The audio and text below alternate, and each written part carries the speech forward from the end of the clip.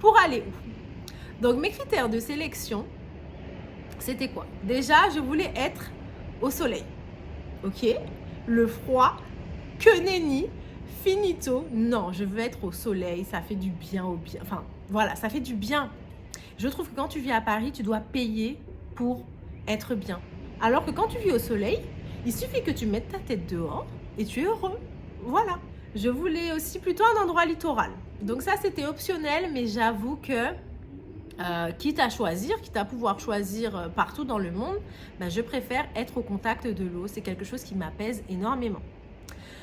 Ensuite, je voulais un beau cadre de vie. Donc, comme je dis, beau cadre de vie, belle nature, mais avec un peu quand même le lifestyle, un peu bougie, avec de très bons restaurants, une bonne gastronomie, voilà, des endroits où je peux bruncher, voilà, quand même une ville où il y a comme il y a un certain art de vivre. Donc ça, c'est vrai que c'est quelque chose que je reconnais parce que je suis quand même parisienne. Donc l'art de vivre à la parisienne, le fait que voilà, il y ait des beaux hôtels, il y ait des beaux lieux, qu'on mange bien, qu'on puisse bien boire, etc. Qu'on puisse avoir voilà, ce côté un peu luxe, c'est quelque chose qui était important. Ensuite, un critère que j'avais, c'était que ce soit facile d'accès. Donc moi, j'ai la nationalité française.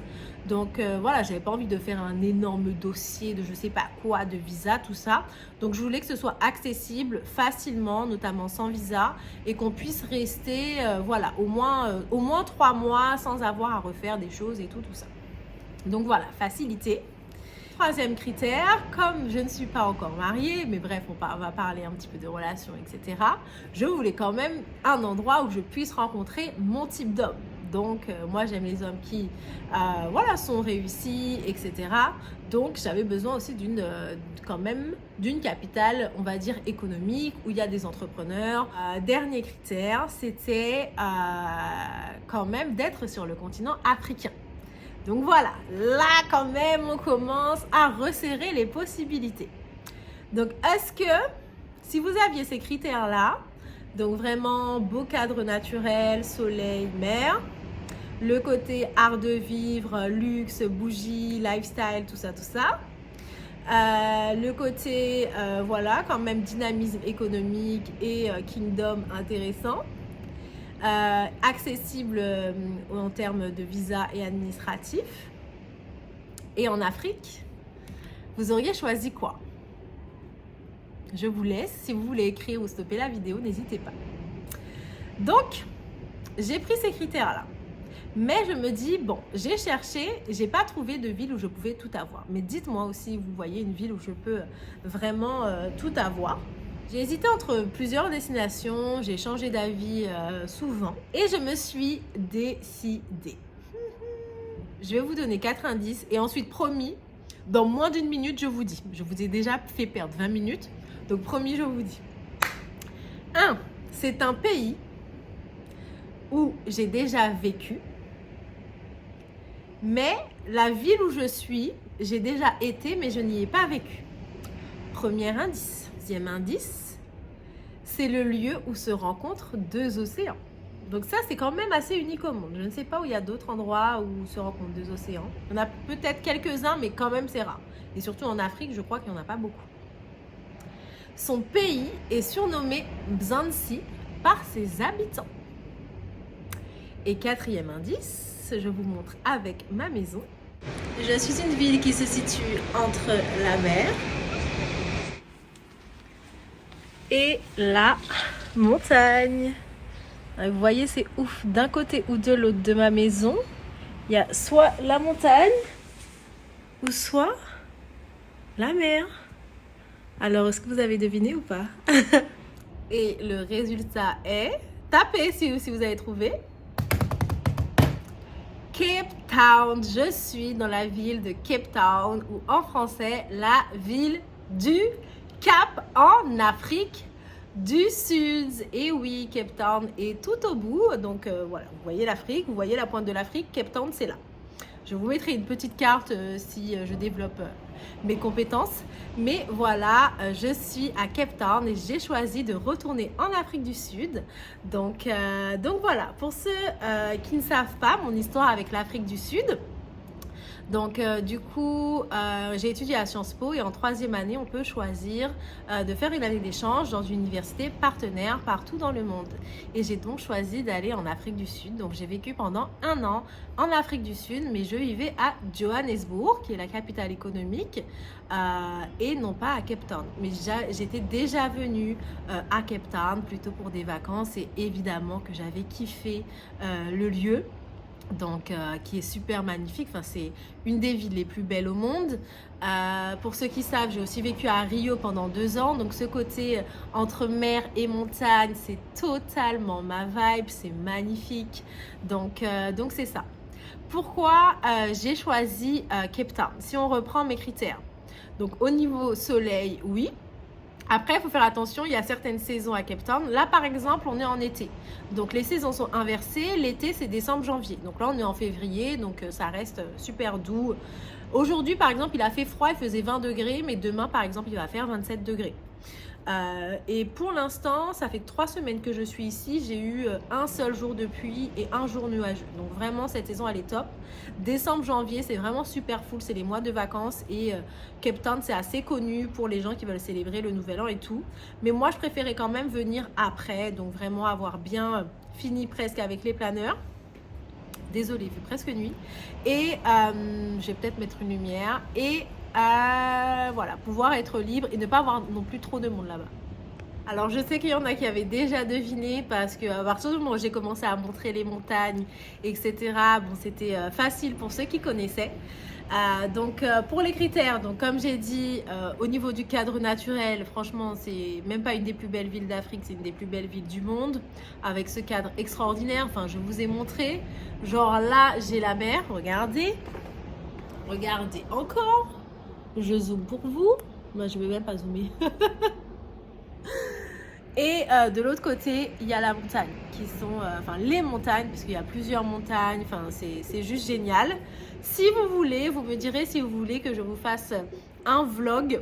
Mon Dieu, j'ai peur de faire un vlog, mais si vous me dites que vous voulez un vlog à Cape Town, où vous sortez avec moi, où vous êtes dans ma journée, on va faire des sorties. Bon, on va pas rester à la maison, donc n'hésitez pas. Voilà, vraiment, je me mets dans ma carrière de youtubeuse, vlog à Cape Town, travel youtubeur, excusez. Mais dites-moi si ça vous intéresse. Donc bref, on reprend les critères. Donc soleil et mer. Par contre, vous savez quoi? À un moment, je n'avais pas choisi Cape Town parce que la mer, elle est jolie, hein? Elle est belle. Vous voyez quand même, il y a pas mal de vagues.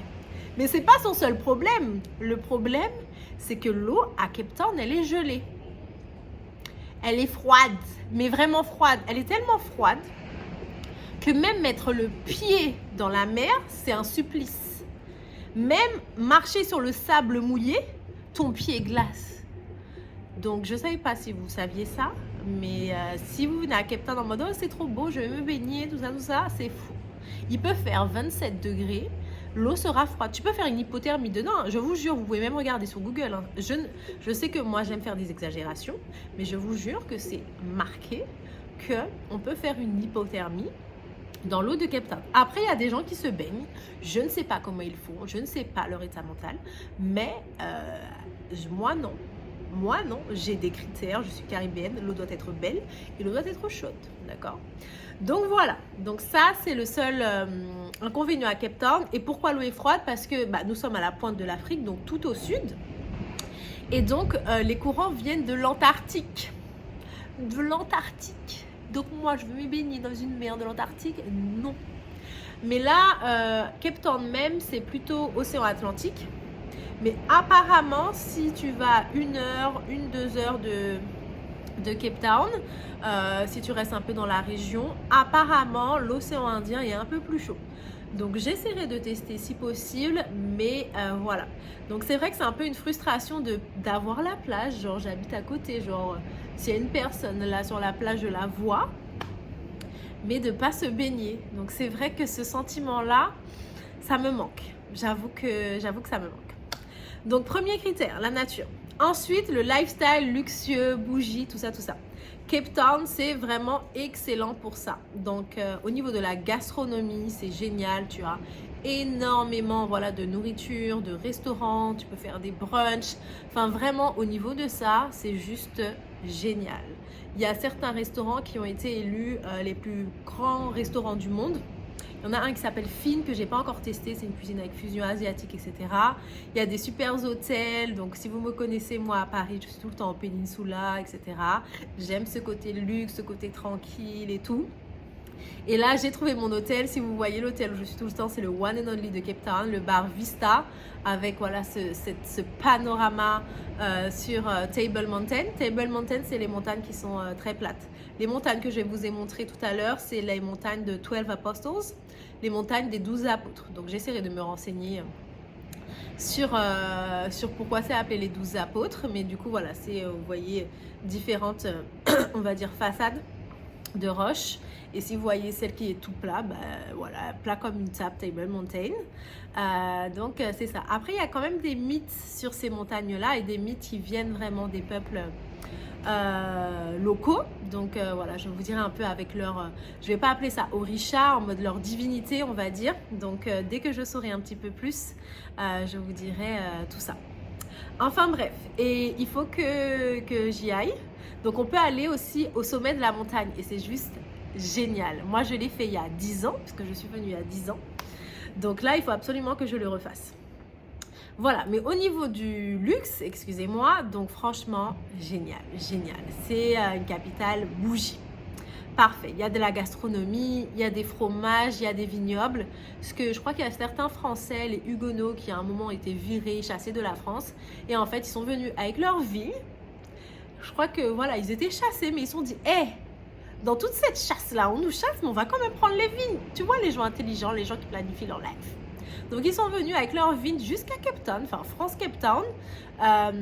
Bon, je vais vous raconter le voyage, mais c'est 11h30 de vol. Donc, je ne sais pas eux comment ils sont venus il y a 300 ans. Mais bref, en tout cas, ils ont transporté leur vignoble et on les remercie parce que Cape Town, il y a du bon vin, il y a du bon fromage. Donc ça, c'est parfait. Parce que des fois, tu arrives dans un nouveau pays, tu vas dire, putain, le pain va être dégueulasse. Le vin va être dégueulasse. Ils vont me vendre du champagne, ce sera du mousseux. Bon, ici, il n'y a pas de champagne, puisqu'évidemment, là, pour le coup, on ne peut pas remplacer le champagne, puisqu'il est produit en Champagne. Mais bref, donc franchement, on trouve de tous les bons vins que j'ai en France. Je les ai remplacés aisément. J'ai du bon fromage. Donc ça, c'est parfait. J'avoue que j'ai ce côté française, d'art de vivre à la française. Et voilà, je suis tout au bout de l'Afrique. Mais ça, j'avoue que c'est parfait. Ensuite, au niveau du dynamisme économique et donc du Successful Kingdom, puisque bon, you know me. donc sur ce critère-là, donc Cape Town, c'est quand même une ville qui est extrêmement dynamique. Donc voilà, c'est vraiment un pôle économique de l'Afrique du Sud et de l'Afrique en général. Au niveau même, voilà, touristique, même artistique. Parce que la plupart des séries que vous voyez sur Netflix, donc par exemple, il y a Blood and Water qui se passe à Cape Town. Vous voyez les super vues et tout. Il y a une autre série sud-africaine là, avec une instite et tout. Mais bref, je vous dirai un petit peu, il y a pas mal de séries sud-africaines sur Netflix et la plupart sont tournées à Cape Town. Donc on va dire c'est la capitale aussi artistique. Bref, c'est quand même dynamique économiquement. Mais au niveau du Kingdom, c'est quand même une ville qui est assez... je vais dire coloniale. C'est une ville... déjà, c'est The Mother City. Pourquoi elle est appelée la cité-mère? Parce que c'est la première ville où les colons sont arrivés. Donc, c'est la première. Donc, du coup, vraiment, c'est très implanté. Et il y a beaucoup plus, par exemple, de personnes européennes ici. Quand je dis personnes européennes, c'est des colons. C'est une ville qui est beaucoup moins afro-centrée, on va dire.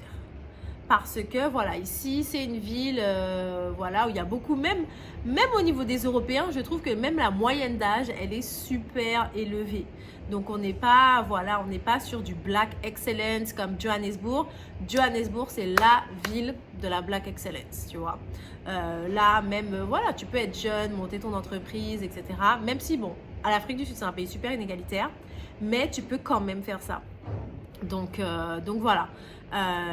Joburg, c'est la ville des Black Diamonds. Donc Black Diamonds, ça veut dire voilà, les noirs qui sont riches, qui ont beaucoup de choses, etc. Donc c'est ça. Mais Cape Town, c'est pas trop ça. Et s'il y a des hommes africains riches ici, en général, soit c'est des touristes. Donc il y en a évidemment. Après moi je connais pas puisque je suis étrangère, mais de ce que j'ai vu de mes 3 petites semaines, donc voilà, c'est un avis extrêmement subjectif de ce que j'ai vu et pas de la réalité. Bref.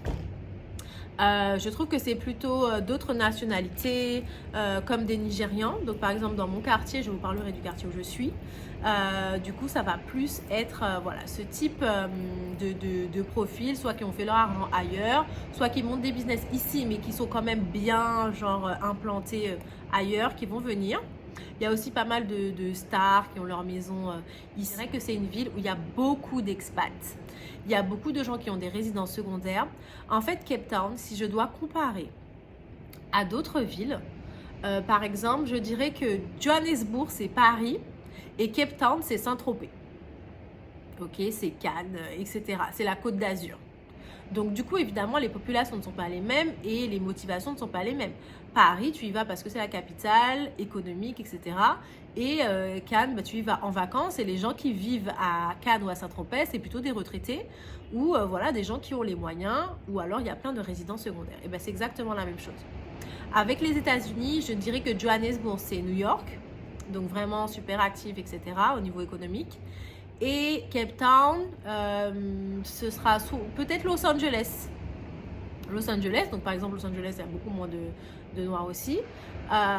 Los Angeles, San Francisco, plus chill et tout. Donc voilà, c'est vrai qu'au niveau du Kingdom, à revoir. Voilà, c'est un petit peu ça au niveau de mes critères. Mais j'étais prête voilà, à avoir un peu moins de dynamisme parce que j'avais besoin, en sortant de ces 2 années terribles de France, de me reposer, d'être plutôt dans un truc où je suis bien, quoi, où voilà, j'aime le cadre, etc. Plutôt que d'avoir une grande vie sociale ou faire des rencontres. Donc, c'était pas trop grave. Donc, somme toute, je suis satisfaite de mon choix et sur le choix du quartier. Donc, je suis dans le quartier de Camps Bay. Donc CAMPS espace Bay, B-A-Y. C'est comme je vous ai dit, j'étais déjà venue à Cape Town et c'est un quartier qui est assez touristique, c'est proche de la plage, il y a quelques restaurants, donc voilà, ça peut faire passer un peu à Miami Beach, Ocean Drive, donc beaucoup plus petit, genre 10 fois plus petit que ça, parce que bon, en 7 minutes et demie tu as fait le tour de la rue. Voilà, donc je me suis dit je veux un quartier qui est super sécurisé. C'est vrai que l'Afrique du Sud aussi a des problèmes d'insécurité, donc voilà, je voulais être dans un quartier très privilégié, très cool et tout. Donc c'est vrai qu'il coûte peut-être plus cher et au début je suis restée dans un hôtel.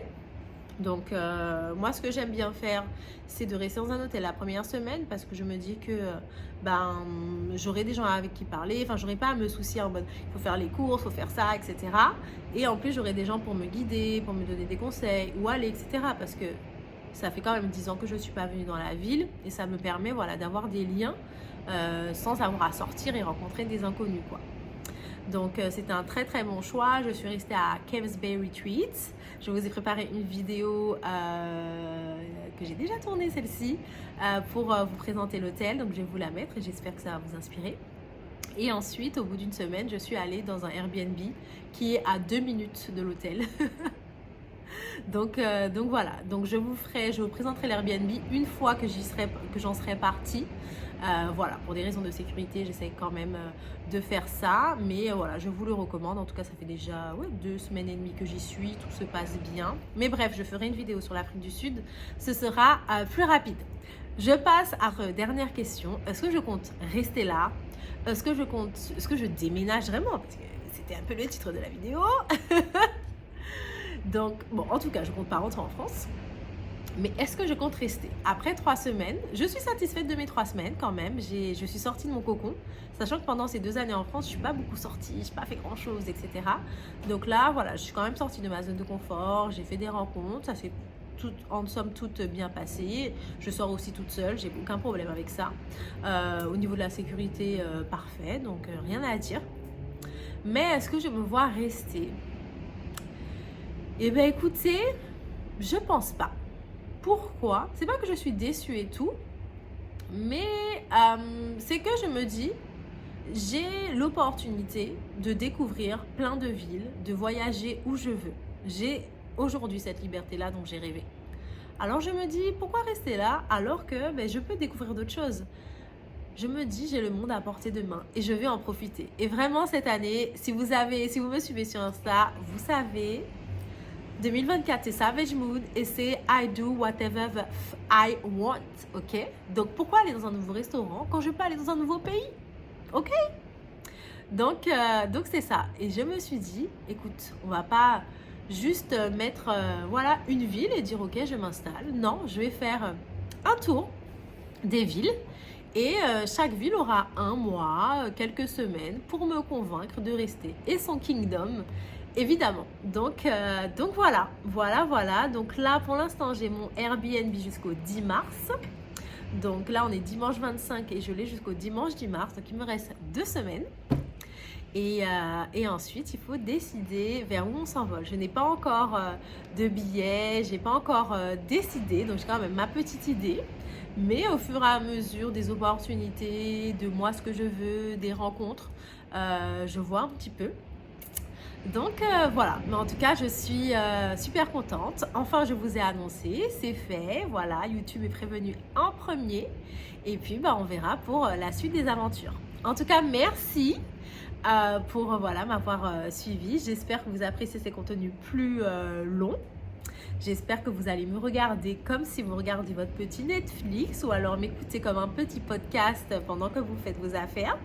Mais c'est ça. Donc, n'hésite pas à me dire ce que tu as pensé de cette vidéo.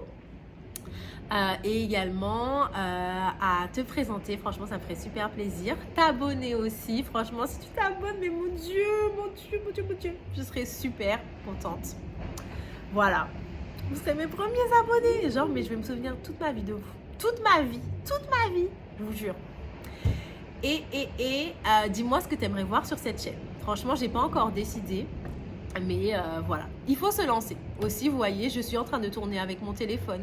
Je n'ai pas de micro, je n'ai rien, mais je me lance. Et j'espère, en tout cas cette année, Queen and King, que je peux vous inspirer à dire, en effet, j'ai pas forcément tout ce qu'il faut, mais je me lance avec ce que j'ai, je m'améliorerai ensuite. Voilà, des bisous et à très vite. Ciao.